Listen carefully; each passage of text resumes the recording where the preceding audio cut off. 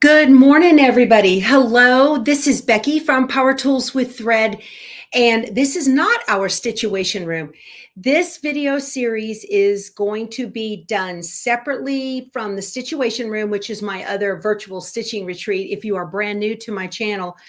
And this video series is going to be done every Monday morning at 9 a.m. Central.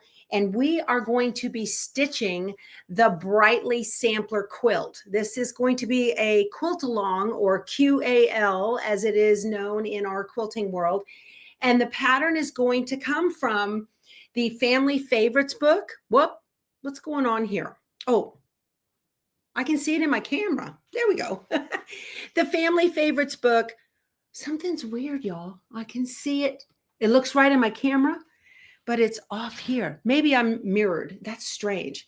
But I want you guys, no, right. Oh, I see the problem. I'm looking at the wrong camera. Duh, there's the problem.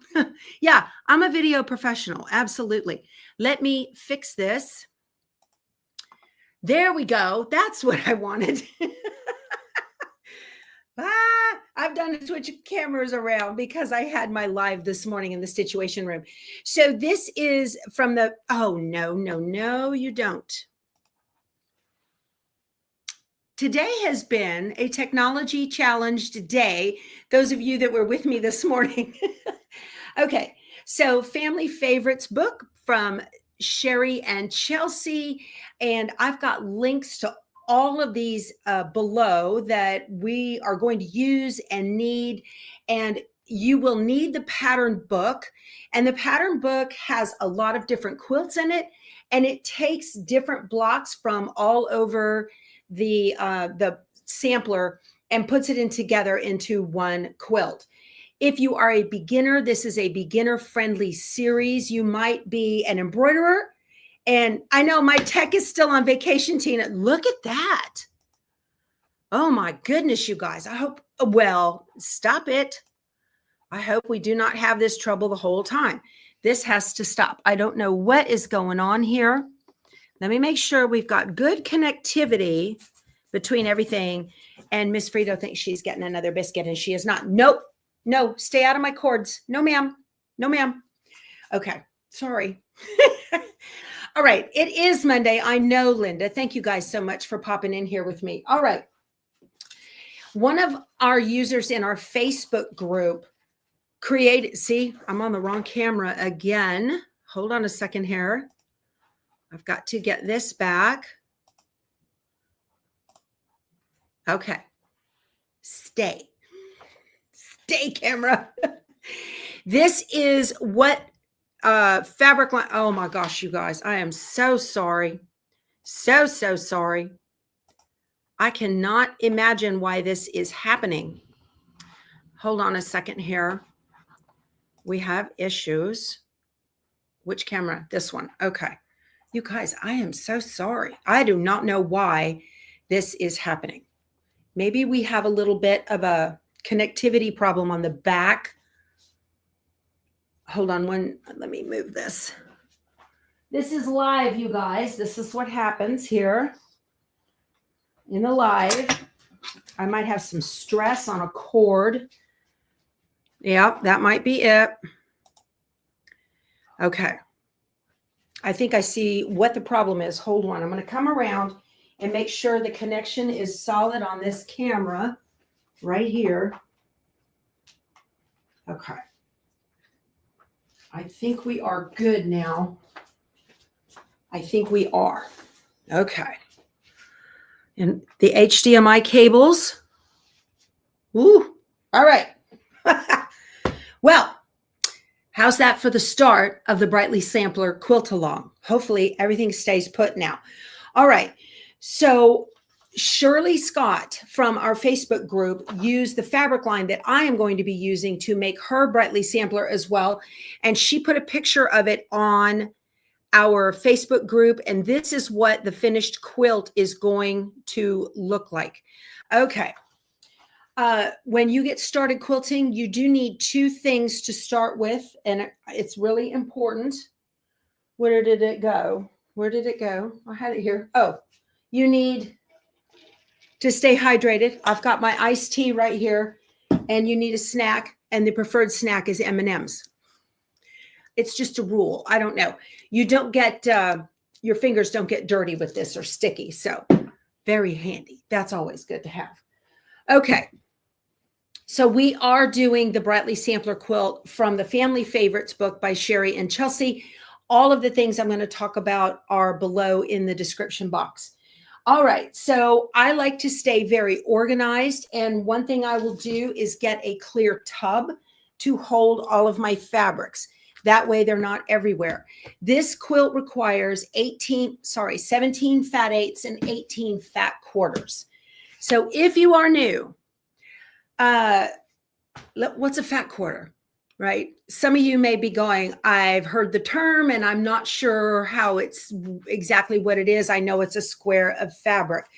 So a yard of fabric is 36 inches, correct? And a quarter of a yard would only be 9 inches. Well, a 9-inch strip of fabric doesn't do a quilter a whole lot of good. And so a fat quarter is an 18-inch width of fabric, half a yard, opened up and cut in half. So you still have a quarter of a yard of fabric. It's just wider.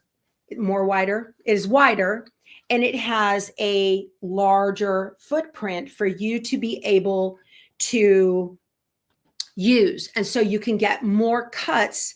You're still getting a quarter yard, but you can get more cuts out of a fat quarter than you can a 9-inch strip.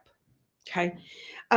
Fat quarters are the original pre-cut in the world of quilting, and they are wonderful because designers will generally make, fabric designers will generally make a whole bunch of fabrics that go in a line together. They all work together.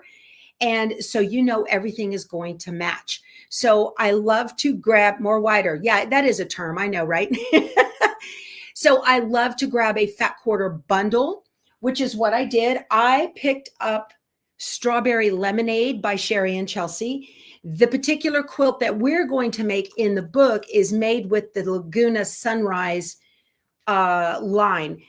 I'm unable to find any more bundles of the Strawberry Lemonade, but you can certainly get the Laguna Sunrise. That fat quarter bundle is still available. Beautiful, beautiful line. It's very close to this.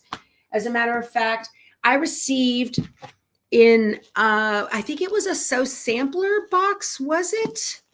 Or maybe it was the Halloween box from the Fat Quarter shop.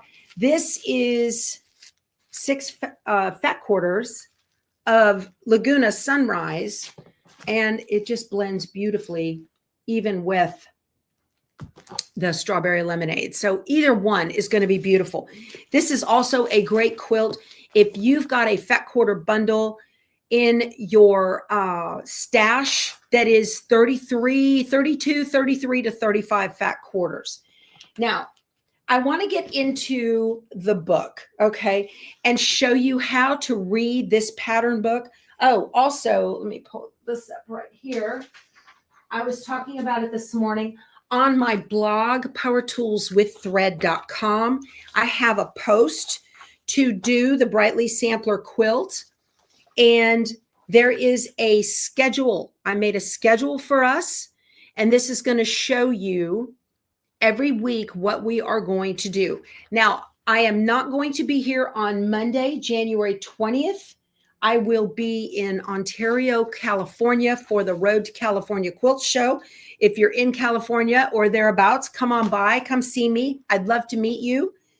And I'll be in the Sew Machines Plus booth. They're going to slave me there for a week. Also on the 28th of April, we will not be live, just so you can kind of mark your calendars, so that I'm going to be in Indiana that day teaching, okay, or on my way to teaching, something that, or on my way home. Anyway, I'm not going to have a live those 2 days. But otherwise, this is going to show you exactly what the date is that we're going to do. We're going to have the block name that we're going to do, the block location. The first number is the row and the second number is the column. That's where the block goes in the quilt. if you want to follow just like the pattern book. And the last column tells you the pages of the book that you will find that pattern. Okay, let's get into the book, shall we? I'm going to point this down. And actually, I think we can do this okay. All right. The Brightly Sampler Quilt, I want to show you guys. I'm going to zoom you in here a little bit. Okay, this Brightly Sampler Quilt book. So page 16 has got a list of all of the fabrics. We have a list of fat eighths right here and a list of fat quarters right here. Again, these are from the Laguna Sunrise pattern fabric line. All you need to do if you're not doing that is you can see that these are all brights and darks right here. And then here are some lights. So if you have a fabric fat quarter bundle that is a mix, then you would know that you want to use your lights in the fat quarter section. Okay. Because these are fat eighths, you might have to use, you'll have some extra fabric to place elsewhere in the quilt if you do not have a bundle with 35 fat quarters. Dave says, mark your calendars. That's right. All right. So here we have a list of fabric requirements up here at the top on page 16. It tells you how much yardage you need for the whole thing. Your cutting instructions, and we have letters. Now this is for sashing and border. Okay, your cutting instructions are here. And then we have the binding listed right there at the bottom. Down here on this column underneath the picture of the quilt, the blocks used, it tells you we're going to use 4 of the album Mosiac blocks, 4 fancy blocks, 4 happy dance blocks, and 4 kaleidoscope blocks, 4 Mosiac square blocks. The page numbers that are listed in the book are incorrect to find that, but they are correct on the schedule for the pages here. I did go out onto the Fat Quarter Shop's website. Back out. You don't want to be that close. I did go out to the Fat Quarter Shop's website and look for pattern corrections. Anytime you are going to start a quilt, anytime, I don't care what pattern you get, whether you bought it as a single little pattern in a store or it's in a book, you need to go to the publisher's website or to the designer's website or just Google, pattern corrections, family favorites book by It's So Emma is what I did. And sure enough, it came up. And the only pattern corrections in this book right now are those pages of where you will find the blocks. But again, they are correct right here. Y'all, it happens all the time. And a lot of times a pattern will be out. I've found mistakes myself where a pattern is out for months and months and months. And you would think surely somebody found it already and reported it. But you know as well as I do, you will buy a pattern and put it in your stash and never look at it again. So you cannot rely on that. 100% of the time, check the book, the publisher, or the designer's website for pattern corrections. And I actually had the designer send me some free patterns for finding that mistake. So we don't call it mistakes, we call them edits. Find the edits, right? All righty. So the first thing you got to do is pick your fabrics for the block. Now, again, this particular quilt has only 4 blocks in it. 4 blocks, 5 blocks, 5 blocks in it that are used 4 times. So if you are like me and you want to double up your cutting, you can certainly do that. You can make all 4 at one time if you want, and then be off.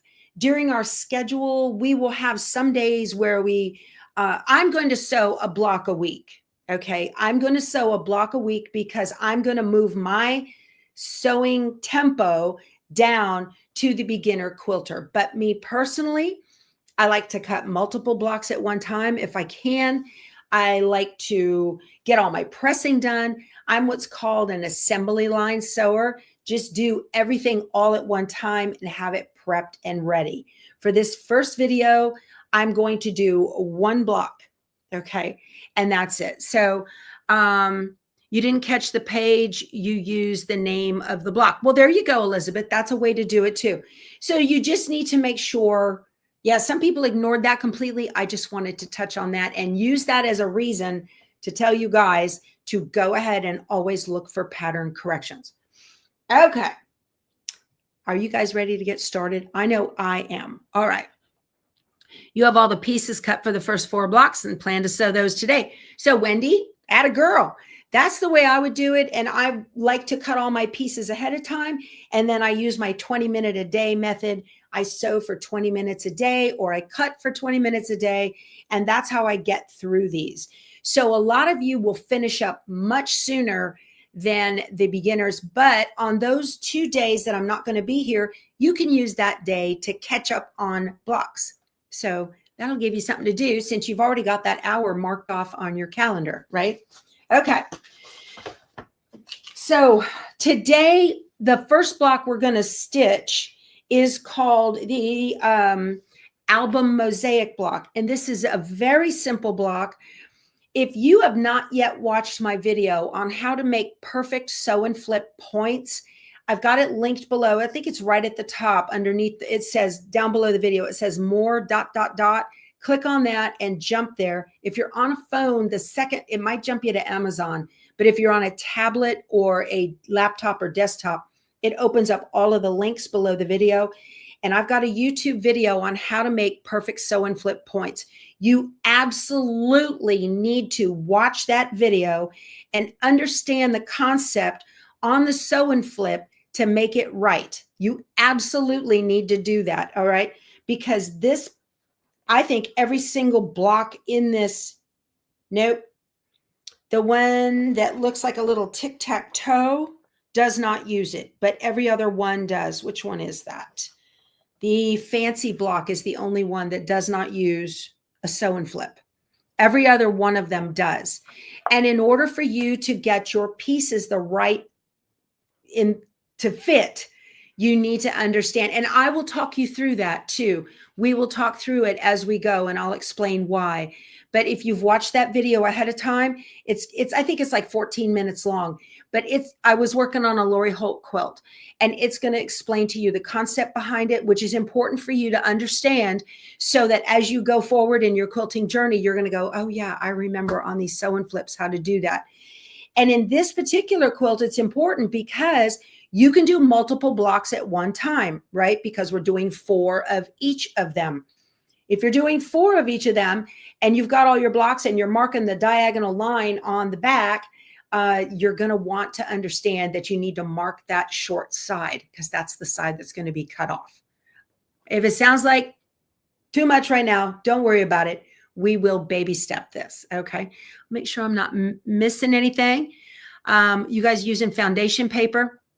I don't know if the chat's frozen, Dave. I think people are just listening. I've got a lot of embroiderers that want to be quilters.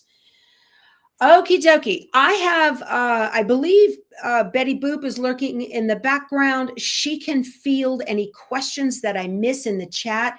So if you do have questions, go ahead and ask. She told me she'd be here. I don't see her, but she might be lurking. So that's okay. So the first thing I'm going to do, before we get pressing, we need to press our fabrics. My philosophy on pressing, okay, I do not pre-wash my fabrics. A lot of people do, and that's fine. You can, I don't. If you have purchased your fabric from anywhere other than a quilt store or what we would call quilt shop quality fabric, where you're paying $12 to $13 a yard for this fabric. If your budget has you shopping at Michael's or Joann's or something like that, that's perfectly fine. I do recommend that. Hold on a second, you guys. I apologize. Ring her off, Becky. I do recommend that you pre-wash those fabrics. They contain different sizings, and there is no guarantee that you're not going to get any kind of bleeding from your fabrics, especially if you are using a red If you're using a red and or a navy blue in your quilt, maybe you want to make this an Americana, I recommend that you get yourself a bucket or a cold water sink full of water, put in a cup of vinegar in the like a gallon or so bucket, and pre-soak those fabrics, red, navy blue, and possibly black, depending, and soak those for a good maybe hour, okay? And let that color set. Essentially, you're dyeing the fabric, like you're setting the color like you do an Easter egg. That's really important. And then when it comes out, you can then toss it into the wash with some color catchers. You want to try to rinse it clean before you throw it in the wash. It's up to you, or you can just dump the whole bucket in the washer. That's fine too. And be sure to throw in some color catchers. Maybe run it twice, color catcher on the second time, okay? When you get fabrics where you're paying $12, $13 a yard for them, generally you don't get the bleeding. Generally. So I do not pre-wash my fabrics. I purchase these from the Fat Quarter Shop, and they only sell those higher end fabrics. But I understand budgets. And so I wanted to just give you some tips about what to do with fabrics that might bleed. Also, there's a difference between printed fabrics and dyed fabrics. All right. If your fabric, so y'all, some of y'all might be using some kind of solids. If your fabric looks kind of shaded on the back, grayed out on the back, this is printed, it's not going to bleed. It just doesn't. The dyes, the printing process doesn't allow bleeding. If it is the exact same color on the back as it is on the front, it is dyed. And I recommend color setting with the vinegar method and then washing and using some color catchers. Also, I would recommend that you wash these in a lingerie bag of some sort, okay, or get a big one or whatever and wash them. That prevents all of the fraying that you're going to get on the end of the fabric. All right. I don't pre-wash. I don't have to do any of that. And also there is sizing in this already. And I am going to just press this on grain and against grain. No swishing, zigzagging. Okay. No diagonal. And I will not use steam. So very quickly, I want to talk to you about pressing with steam, okay? Those of you that have sold garments, you use steam to bend the fabric to your will, right? Whenever you're going to put in a set a sleeve or do a collar or anything like that that's got round, you want to use steam so that that fabric takes the moisture. And you know the moisture, it lets those fibers move. I don't want my fibers moving. A quilt is not a garment unless you snuggle in it, but a quilt is not a garment. This is a woven, straight on grain, and it does not matter grain line. Quilts, don't worry about the grain line on quilts. It doesn't matter if it is off grain when you cut it because you're going to sew it straight and it doesn't matter. It just doesn't matter. So, okay. Well, Carl says if you wash one, you should wash all. I agree. You can, absolutely. Should it be white vinegar? Yes, Elizabeth. Vinegar is vinegar. It really doesn't matter because it's going to wash out anyway. I use white vinegar. I do. Okay. But I just wanted to give you guys some ideas. And then when you press straight up and down, do not press at a diagonal because what happens is you're going to press those fibers off to the side. And fibers, this is a live thing. It was a plant, right? And they have muscle memory and they will pull back into shape from where they're used to being. That's why it's so hard to square a panel. Okay, so my fabrics I chose, the block that I'm going to make this time on the first one of the album, this is the album Mosiac, right? Yes, is going to be this one up here in this corner, okay? And I have, this is the, there's the coral color, and here is the teal, right? And here is the light.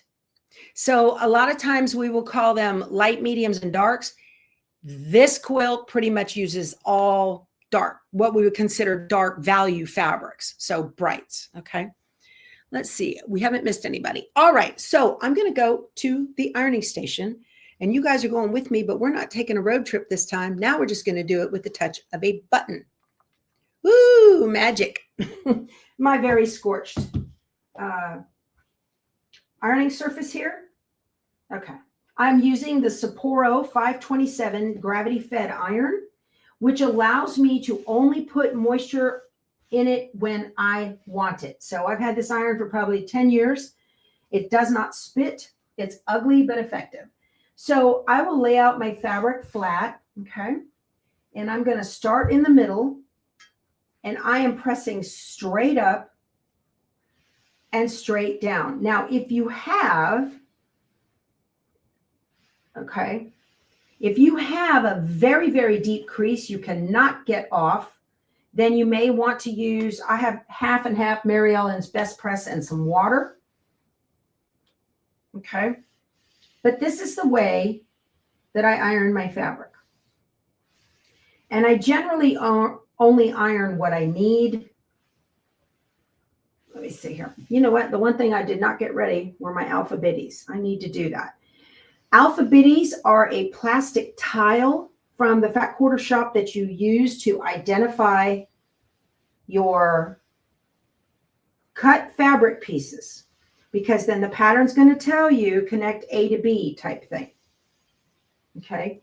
I don't have every little last crease out of this, but I don't care because it's going to be ironed many, many times over the course of making this quilt. All right. And here's the next one. So I only need 3 fabrics for this. My back is turned to the chat, you guys, so I cannot see what you're asking or chatting about. Ooh. I am looking forward. I think I'm going to get a press, the HTV Ront press, and that'll make pressing fabric much easier. But again, notice I'm not doing a diagonal, okay? And don't swish and don't use steam. We do not want the fibers to move. Now, you guys, a lot of people use steam, okay? I know Kimberly Jolly pre-treats her fabrics with starch and lets them dry for a couple of days before she cuts them.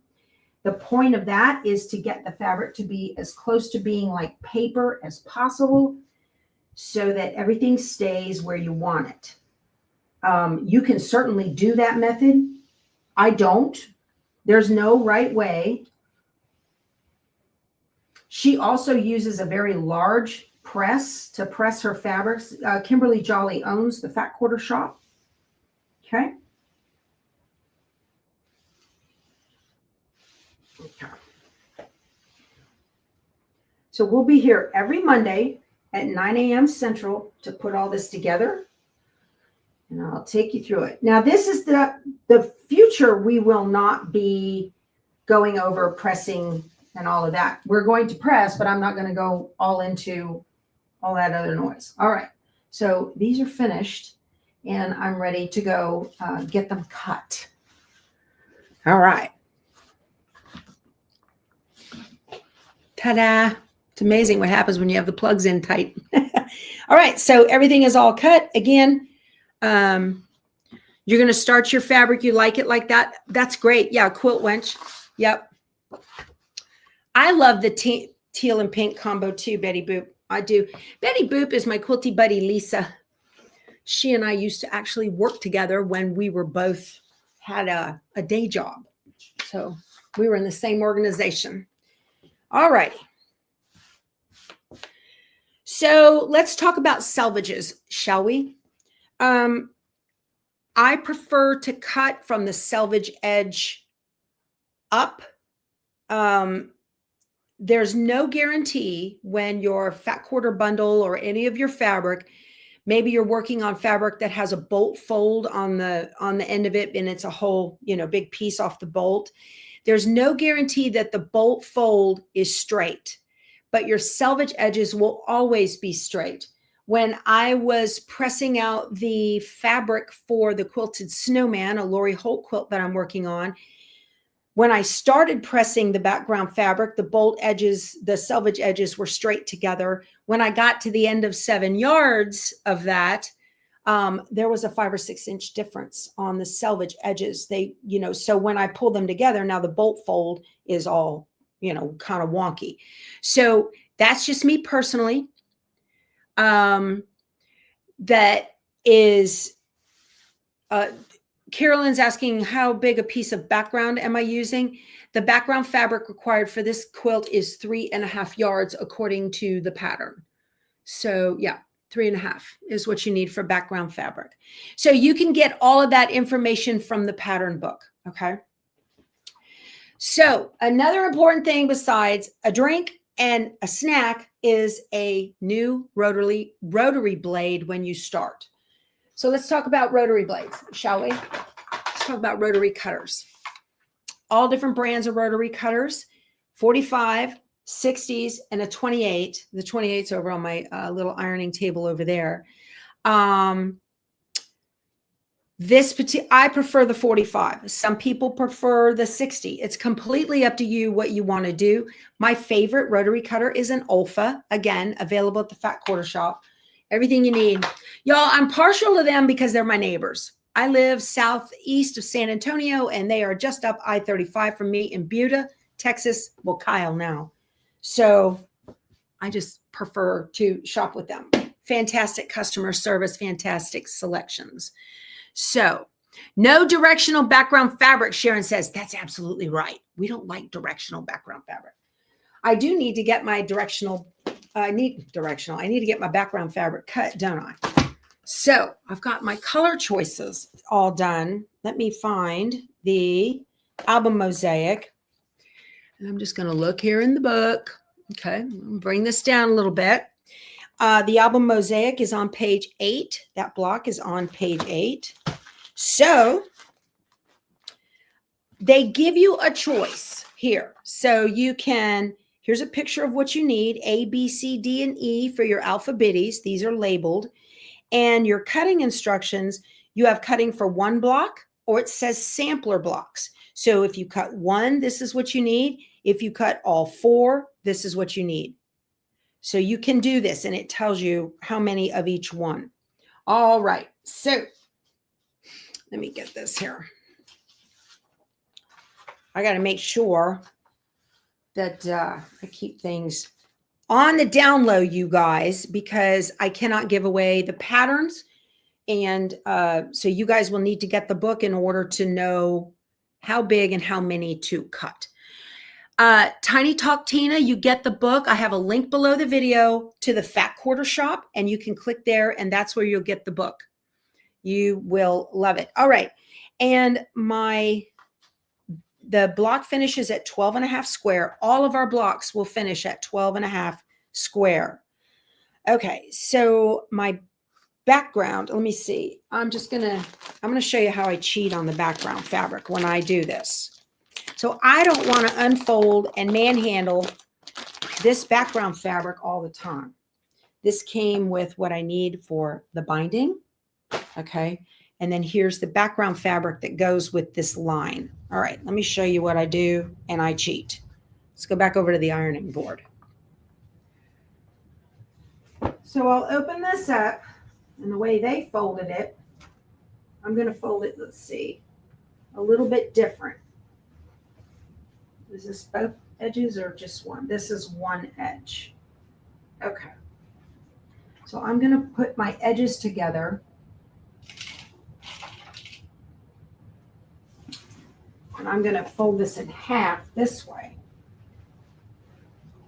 Should have done this ahead of time, but this just kind of shows you the way I do this.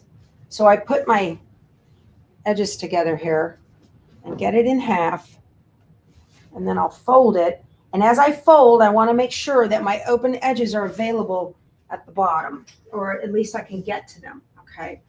And then I'm going to fold it again, and I'm making sure that cut edge, I can get to it, and then I'll fold it again, making sure I can get to the cut edge, all right? And then I'll be able to fold it up and put it back into the little tub that it stays in. This is an organization thing for me. So what I'll do is put it and just open up a little bit because I only need a little bit at a time. So here is the bolt fold on me, and here's the selvage. And now I'm just going to press this. And I'm just going to press that one part of it. As I folded it, I could tell that it wasn't, 5 or 6 inches off like the last bit on that other directional fabric that is a nightmare. Okay. So I don't have to iron the whole thing. I just need to iron this little bit right here. Okay. So let me get this back over here now. We're going to cut some pieces.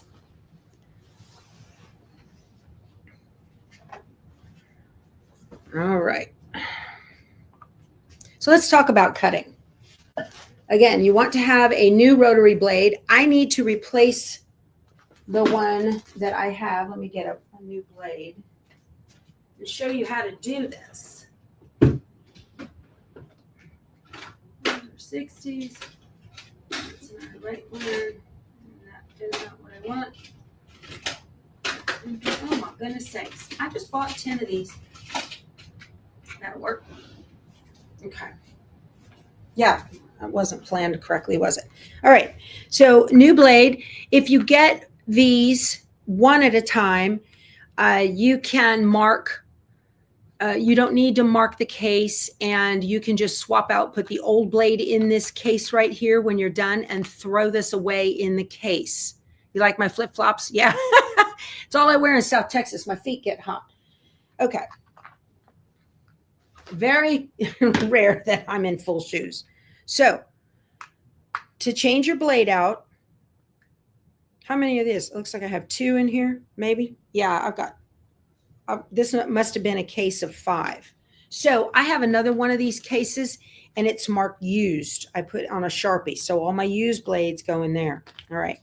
When you take your rotary cutter apart, take it out like in a little assembly line. So I'm going to undo the screw first and put it over here, and then the washer. Okay. And then this is the metal washer, and it has a shape in it. And then the plastic disc. Okay. And then the blade, and then the cutter. And I'll go in here and clean all this out. The blades come with a little bit of oil on them. You do not need to wipe that off. I don't recommend it, as a matter of fact, and it will not get on your fabrics. Okay. So only handle these by the center if you can. Okay. Just handle them by the center. Do not touch the edge. And this, I'm going to grab this and I'll put it over here. Do not throw raw or old blades in the trash ever without being in a case. If you don't have a case because it came in a cardboard package or something, create a bunch of folds, a little packet of aluminum foil, okay, and create a case for it in the aluminum foil and seal those edges. Because the minute you reach in, you're going to slice up your fingers. Don't throw away blades that are not covered, please. It's like sharps, right? In a hospital. Okay. We'll get off that soapbox. Pins too. Don't do it. Okay. So now I've got everything in the order it needs to go in, and I don't have to remember, does this go first or does that go first? This just keeps your mind happy. Okay. On the blades, it might have printing on it. It doesn't matter which side goes against the handle. So I'm just going to put this in. Okay. I'm going to put this in, put my finger and flip it over. And now I know the disc goes here. So it's very simple to change your rotary blade. This particular pin on the Olfa has square sides on 2 sides. So you know how to put on that washer. And then this just goes right back on there. Now, I like this particular rotary blade because it has an automatic safety. It has a handle, blade open, blade closed. As soon as I let go of it, it is closed. And then you can lock it open with this little button on the side. Also, I want you to get into the habit, no matter what type of blade you're using. Now here's the one, this is alpha as well. It does not have an automatic safety if I let go of it. So it goes like this. All right. No matter which kind you are using, because a lot of people don't remember to slide that guard back on there. You need to get in the habit of when you put your rotary cutter down, you put it down and out of the way with the blade facing away from you. Okay. This is your safety briefing because you're going to cut your fingers. So when I put my blade down, I want you to notice every single time I put down my rotary cutter, I've made this a habit and a muscle memory that I get into. When I put it down, I'm cutting like this. I turn it to the side and I put it away from me. Sometimes I leave it locked open because I'm going to use it again right away. And when I do that, I know I'm never going to accidentally nick my finger because the blade is facing me. Okay. Really important, you guys. If you're brand new to quilting, really, really important. Really important. All right. I'm going to close this one up. Okay. You guys all have all kinds of suggestions. Betty Boop's got it right. Prescription bottles for pins and needles. That works very well. Okay. If your spouse has the habit of the little dip cans, that is the perfect size for 45 millimeter rotary blades, the old cans. Just wash them, get the smell out. I know it's an eye roll thing. Okay. So good. All right. We've gotten a lot done. We have covered reading the pattern book. We have covered ironing, right? Choosing fabrics. And we have covered rotary cutter blade change, safety. We're rocking and rolling here, doing pretty well. So this is all about getting ready, right? All right. I may stitch this block tomorrow on the Stitchuation Room. So if we don't get to stitching today. So now I need to cut. All right. On my background fabric for the album Mosaic, let's see. There are A and B on there, okay? So I need 4 A squares. So let me show you how I'm going to do that. All right.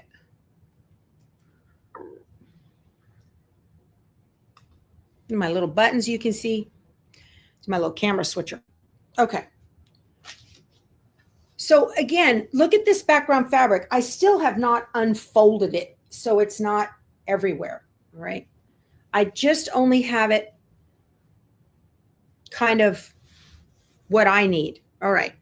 So what I'm going to do now, I have got a ruler. This is a Quilter Select ruler. You can use any ruler that you want, but whatever ruler you start with, make sure it's the one you end with.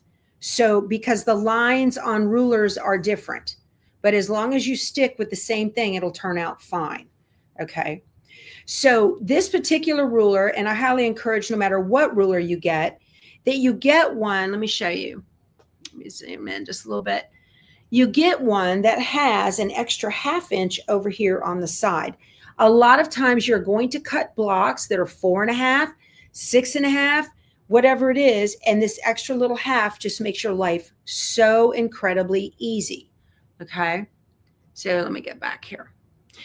And how that is, I want to show you. So if I was going to cut a 4.5 inch block from here, I would go 1, 2, 3, 4.5. And I need to look at this line right here. And it's the more light colored line, okay, to cut on that. Whereas 4.5 this direction, it's really easy. Here's my dark 4.5 inch line, and it's marked with 4.5 inch markings on it. And I just know right there, I'm looking at the dark line instead of looking at the light line on the 1/2 inch increment. It just makes your world so much better. So I've got this one on order. This is a 6 by 12. I need a 6.5. Okay. So, alrighty, how do I know what fabric is the background fabric? Karen, the background fabric, that's a great question for brand new quilters. So your background fabric, I'm glad you asked that, is all of the white. See the white in that particular block?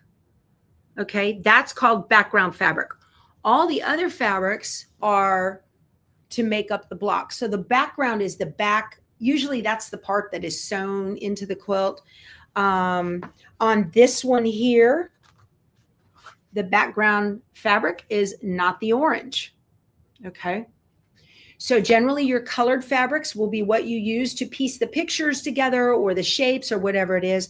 But your background fabric is kind of sitting in the background. So I hope that makes sense. Okay. Anything else missing? Not right now. Okay. And what I'm going to do right now is I'm going to cut the blocks that I need for block A. So let's go over some cutting quickly while we are here. When you're going to cut, all right, you want to make sure your ruler is off the edge of your fabric back here on this end. And I like to take my selvage edge and I'm going to put it on a line.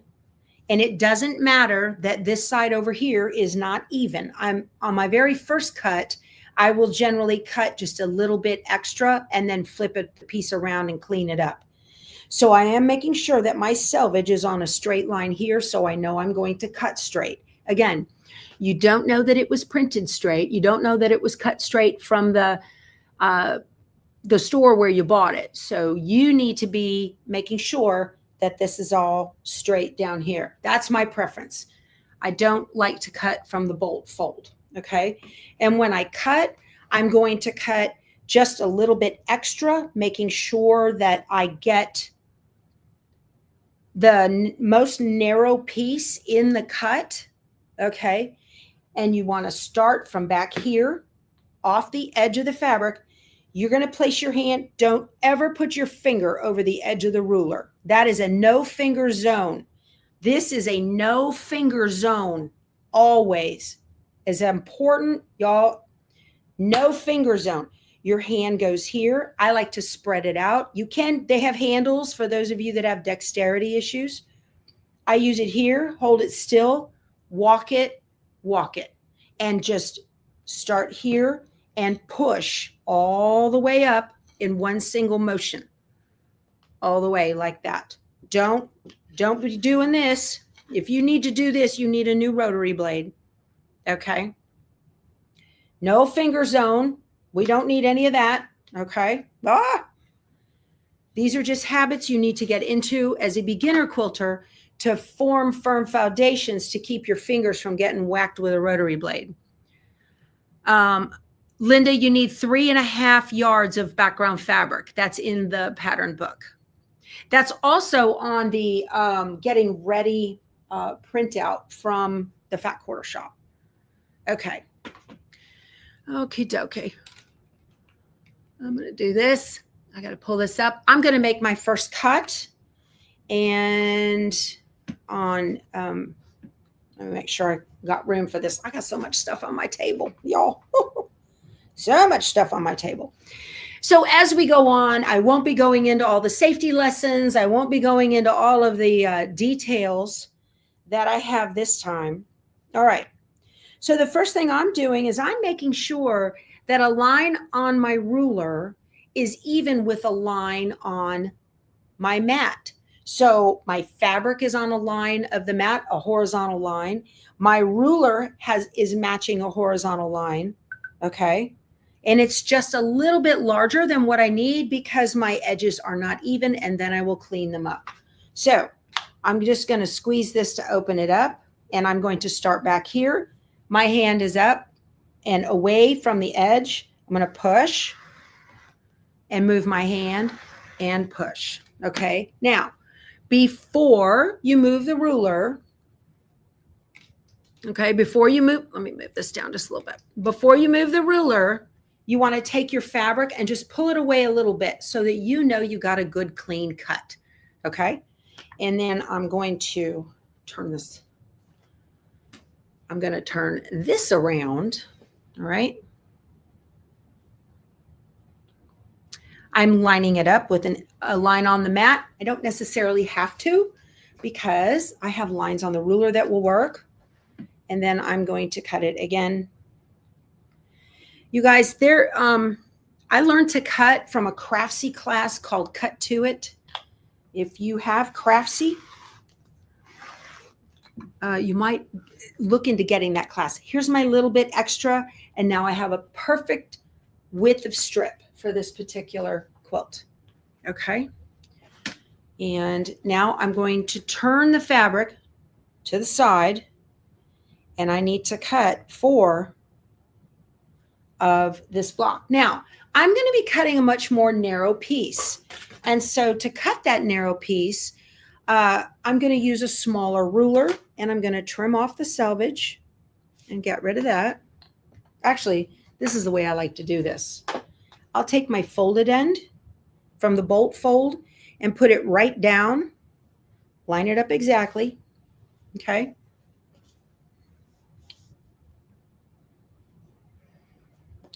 And then now I'm going to trim off that little bit of bolt fold and the selvage at the same time. So I have a total of 4 layers. Okay. Cut that. There's my waist, just a tiny bit. And now I'm going to make the final cut. When you cut on a square, let me show you. Well, when you cut on a square, you want to look, or rectangle, whatever you're cutting, you want to make sure that it's straight horizontally and vertically and horizontally. That way you don't get wonky pieces. So I am not just looking at the sideline over here for the right width. I'm also looking and making sure the lines are right on the block, on the strip of fabric. And one cut. Okay. And here are the pieces that I need. This is A. Okay. Now, this piece that's left, what I'm going to do with this is I just put it right here inside of the parent fabric. Let me get this correct here. Okay. I'm going to just put it here inside of the parent fabric. Is that right? Oh, I'm not done cutting. And then I will just fold that over. And now the next time I need to go into my background fabric, as soon as I open up, I can see, oh, I've got a piece already. What size is this? And yes, this will work. And you're going to make the best use of your fabric. All right. So from that one strip I did, now let's see, I need to do,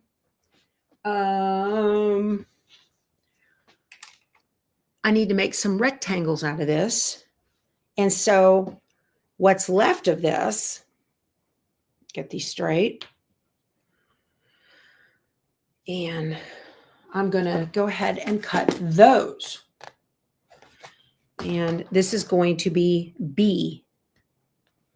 So because the second cut is narrower in width than the first cut, I can do that. I always try to use. Now, this might be used. This is, how wide is this? 1.5 inches. If you're making a Lori Holt quilt, you want to hold on to your 1.5 inch strips. Don't throw this away. It might be scrap, but more likely it can be used again. Okay. You can't see the cutting mat. I know, Patty, I can't show you the size that I'm cutting because that gives away the pattern. I did that on purpose, my friend. Sorry. Yep.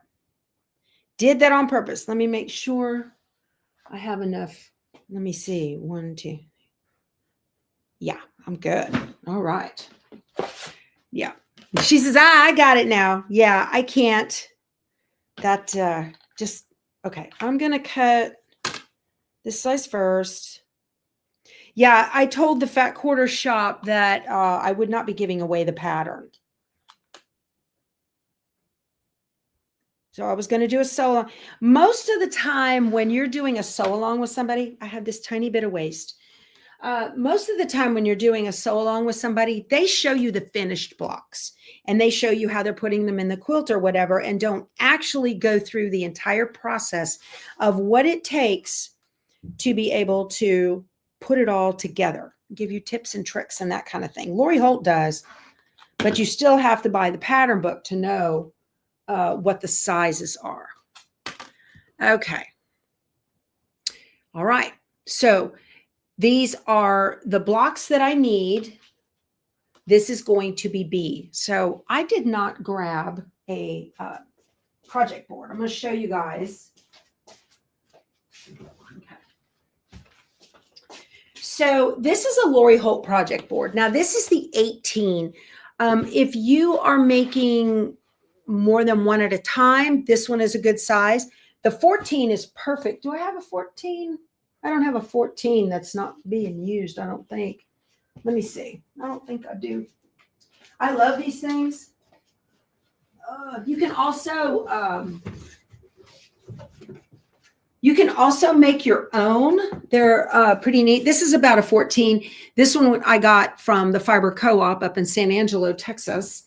So it's well loved. This is the 14 right here, isn't it? Yeah, this is the 14 by 14. So this is perfect. They're called design boards. Lori also has a video on YouTube to show you how to make your own.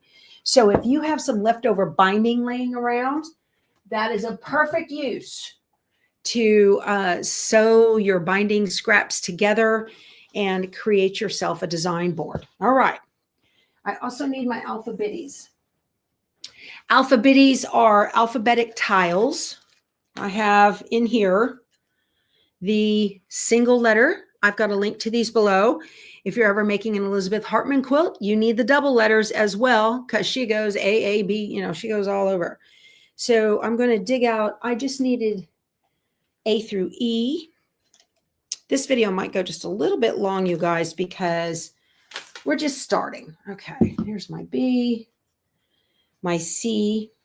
I'm going to dig around down here, show you guys what I'm doing. Yours are all loaded up with dragon flute. How fun. All right. And I did find my B. It was in the, all right. So I put mine down here when I get ready to do this. D and E is the last one right here. Okay. So then I'll take my A, put this here, and my B, and I'll put this here. And now I'm ready to keep cutting. And so what that is it allows me to pick up this whole thing and head to the sewing machine. And it's very easy to do. So would you guys want to, let me see tomorrow, make sure I don't have anything. Would you guys want to come back tomorrow morning and stitch up this block, since today was getting ready and doing this block? I want to check my calendar, make sure I don't have anything going on that's going to be a conflict. So what were you thinking? Show the cutting? No, I can't show the cutting, friends. Yes. Okay. So we can do that. Let's see, tomorrow. Okie doke. I have an appointment at 10. So I may come back at 8:30 after Stitchuation Room tomorrow. Lots of yeses. Okay. So, or I might stitch this tomorrow in Stitchuation Room, but I really wanted to reserve our time specific for the Brightly sampler. Okay. Well, you guys just have open calendars. I think that's wonderful. All right. So no, I will not be showing exactly what I'm cutting because I cannot give away the pattern. That's how that goes. If you want the pattern, you have to get the book. That's the rule. We are stitchers with integrity. Okay.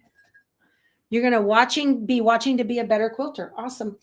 So Stephanie, I'm glad you brought that up. Okay. She says she's not making the quilt, but she's watching to be a better quilter. Just to start with, you guys, I'm not a professional quilter. I'm just a girl in her sewing room, just like y'all, or a guy. And, but what I do show are techniques that work across all quilts. Okay. And quilts that I'm comfortable with. You will not see me make, round quilts. I'm not a fan of those. So, all right, so I'm finished now with my background fabric. I had a little bit left over, so I am putting this in with the parent fabric. I'm just going to fold it up, all right? And I can fold it back and just put it together. And now it's ready to go back into the bin, just like that. Perfect, right? That's how that works. And I like that.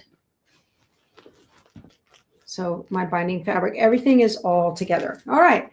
So now I need to cut C, and C is the, I'll show you here. If I can do this. C is this gray outside piece all around the outside of this shape, okay? And in the quilt that I'm making, the color scheme that I'm making from Shirley, she used the coral in this particular block. Sorry on the lighting. All right. Woo, I'm out of space. Okay. So on all three of these, I'm going to go ahead and I'm not going to trim that off just yet. So see, let me get the sizes. Okay. And that's just this one. If you have a shorter ruler, it's perfectly fine to fold it up like this. Maybe you don't have a big long ruler yet. Perfectly fine to do that. Okay, so that if you've got a 12-inch ruler and you don't have enough, you can do this. There's nothing wrong with it. Okay. You just have to make sure that your fold is straight and on a line. You can do that. So I'm going to cut it a little bit bigger than I need. And then I'm going to clean up that other edge. Okay. And I'm going to make sure I have a line on the ruler, even with the line on the mat, which is even with the fold of the fabric. So I'm just showing you guys, if you don't have a big long ruler, or yet, you need one if you don't have it yet. And how many of these do I need? Okay, so I'm going to have to make 2 cuts, pull the fabric away, make sure that I got a clean cut already. And I'm going to flip that first piece around and I'm going to clean up the edge. Sometimes that can really get you. It's so much easier to just clean up an edge than it is to try and fight with it. Okay, there's my waist. And then my second cut, I don't have to flip it around because I know that it is right. Okay. I will generally cut fat quarters so that I'm cutting it long ways versus width wise. Okay. So where's my rotary cutter? Off to the right, and the blade is to the outside. Always. Just get in the habit of doing that. Just as after you cut, set it down away from you. You won't nick it with your finger. Okay. Just please. Okay. You forgot the background fabric. Oh, Shelly, gotta go shopping. Yes, my friend. All right. Let's see. I'm going to cut these on the fold. It's fine. I'm going to put this right here. Also, make sure when you've got selvage, you've got some little dots here on the end that is just on the outside of the white. Make sure you cut those off. I can't tell you how many quilts I have that have dots in the seam allowance. You don't see them. And these need to be how long? Okay. So that's just a little tip. Set that to the side. Spin it around. You can use a rotary mat. Another great way to do your cutting, I want to show you, when you're doing pieces like this, if you don't want to touch the fabric, the less you touch the fabric, the fewer errors you will have. A trick to get this done, hold on, this is C. I'm going to put this right here. The less you touch your fabric, the fewer the errors. One thing you can do is to use a mat on a mat. That's another little trick, to use a mat on a mat. If you want to use a rotary cutter, you can. I mean, a rotary mat. But a mat on a mat, if you don't have a rotary mat, that's fine. Oh, also, if you don't have one for this particular block, you are going to need a 6.5-inch squaring ruler. You don't have to go buy a whole separate 6.5-inch squaring ruler, but as you build your quilting ruler arsenal, that is one that you are going to want to get. 6.5, 4.5, 3.5. Recommend those, especially for this quilt. You can square with a regular ruler. It's just more difficult. That's why they have those. I have a whole bunch of squaring rulers. I have this, where's it at? So this is a magnetic from So Tights. This is a 6.5-inch squaring ruler. Watch. I'll be using this one when I go to square up my 6.5-inch blocks that we have to do in this pattern. So I will be using this. I love this thing. This is the best rotary mat in the industry by far. I've used a lot of them, but you don't have to invest in that. You can do a mat on a mat. Okay. So let me see for D, and D is the points to the outside points. That inner block is called a square in a square, and it's the outside of the square. And that one, according to this pattern, is this lighter white right here. Okay. Oh, and when I'm finished, let me get that fabric back. When I'm finished with the fat quarter, let me show you what I do with it, because they go everywhere. Yes, I do have a video on cutting. Yep. Deborah, I cannot do that. I can't show an example of the cutting. I do have a video on how to cut, but not on this one. So I'll fold it up so that it's the approximate size of one of the folded fat quarters. Okay. So I want to keep that size. I'll fold it up. That's the thing. You know, I have to maintain the integrity of the designer for the pattern. So I'll fold this like this. That's about right. All right. And then again, I will take this and put it with the parent fabric. I never know when I'm going to need it. Put this up here. Fold it in half and fold it in half again. And now it's going to fit just fine in the box with everything else. So it's not, I just try to go back to the original folded shape. Okay. So that's what I do. I tell you what, I will link to the cutting video. Yeah, I'll link to that when we get finished here today. Okay. So, okay.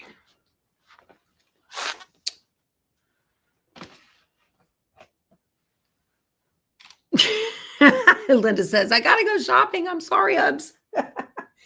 All right. So that was C. I need to cut D. And, okay. So let me put this, get get this right. No, you cannot see me cutting, Stephanie. No, I cannot give away the pattern. I'm sorry. You'll need to get the pattern book. That's the only thing. So people will watch this and get the cutting measurements, and then they can make the quilt. And I can't give that away.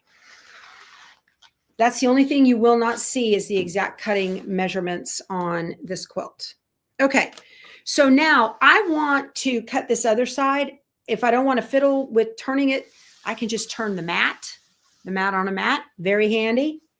And then I can just lay this right back down where it needs to go. Okay. Okay. Perfect. And then I need to make sure that I have the right size of these 4D. Cutting is your nemesis, Lynn. You definitely need to get to be a good, you need to get good at cutting, okay? Because if you cut it wrong, you have started out incorrectly. All right. Oh, I didn't fold it. So I need to make 2 of these, I guess. Yeah, you need to, and I'll be honest with you guys, my cutting and quilt piecing accuracy improved exponentially when I went to Quilter Select. That's why they are an investment. You guys know when I say that, I mean they're expensive. They are an investment. Not everybody can afford them. I understand that. And I bought mine one at a time, years apart. Okay. So, as you can, those of you want a budget, I understand. Here's D. Consider getting those into your arsenal of tools. You will love them. All right. Bye, Lynn. See you tomorrow. Okay. I want to cut. I need to fold this back up. You guys take the time to put things away as you use them. Okay. Take the time. I promise you, you will be very happy about that.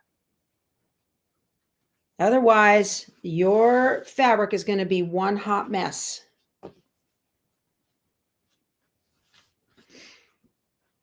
You will thank yourself later. Tomorrow, the you for tomorrow will be very happy that you did that. Okay. I didn't need this one. And now I need to cut E. All right. Okay. And I'm going to cut it off of the non-selvage edge because I don't need more than one. I only need one. Okay. Let's do this. Okay.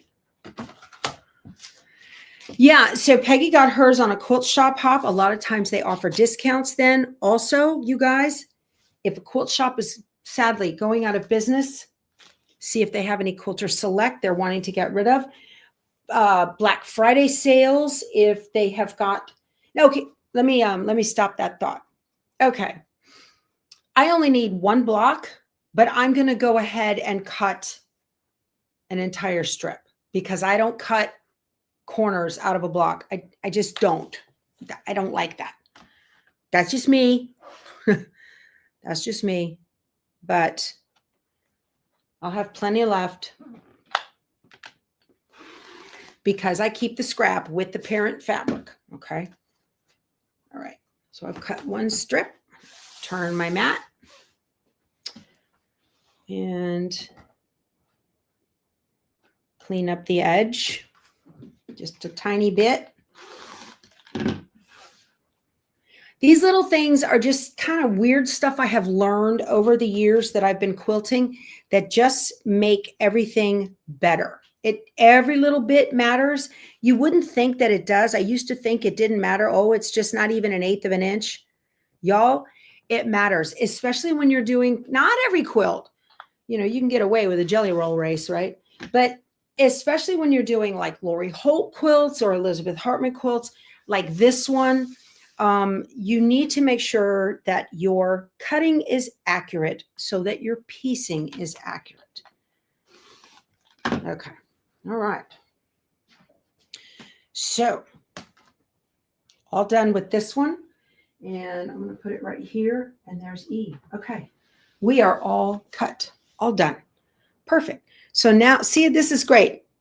The fabrics stick to this, and I've glued a piece of fusible fleece to the back of my alpha bitties so they stay put. Okay. All right. So tomorrow, I'm going to come back tomorrow, 8:30. I cannot do it at 9. So I'll be here tomorrow. I'll remind you in the situation room, and then we will put this block together and not have so much getting ready to do. Okay. So we are all cut. All right, you guys. I highly encourage you, get out the book, get out your fabric, get it pressed, practice all of the safety precautions we talked about, and get ready to stitch with me tomorrow. Okay. We will talk to you soon. You guys go sew something. Bye. Give me a thumbs up, you guys.